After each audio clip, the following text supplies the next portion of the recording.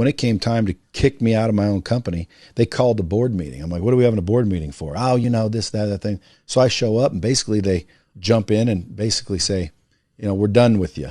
You're getting fired. Turns out I started laughing. As an entrepreneur, I will always go with my gut. But when somebody this is what I always tell my business partners. If I'm a 50-50 business partner, I have... hold on, one correct. Okay. 50-50. Yeah.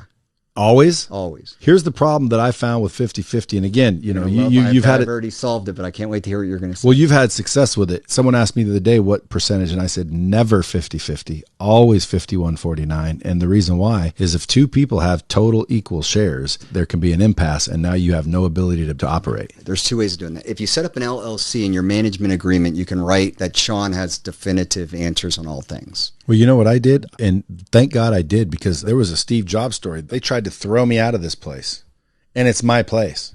Yeah, because they had 66. That's where it began. And then out throughout the history, we brought on a few people. They talked me into doing this and that. I mean, I still have one partner. He's the one that I found to build the shit for me. Without him, you wouldn't have. Without him, we wouldn't be here. And without me, he wouldn't be here. So that's why you guys are critical. Yeah. And, yin and yang. But what I did in the Articles of Incorporation is I included what I called a super vote. It even says it, that I have a super vote. Well, they didn't read that. When it came time to kick me out of my own company, they called a board meeting. I'm like, what are we having a board meeting for? Oh, this, that thing. So I show up and basically they jump in and basically say, we're done with you. You're getting fired. Turns out that super vote was genius. The super vote. And that's what I have in mind. Basically. I started laughing and I said, dude, you guys better go get a lawyer and figure this shit out. And by the way, you're fired. Because again, I'm also CEO, and people don't understand. The CEO as an employee is the top. He's got full authority. The only way you can control a CEO is to get the board to control him. But you had the super vote. I had the board, and I'm the CEO. So I fired him as an employee, and I blocked all their stupidity as a shareholder. So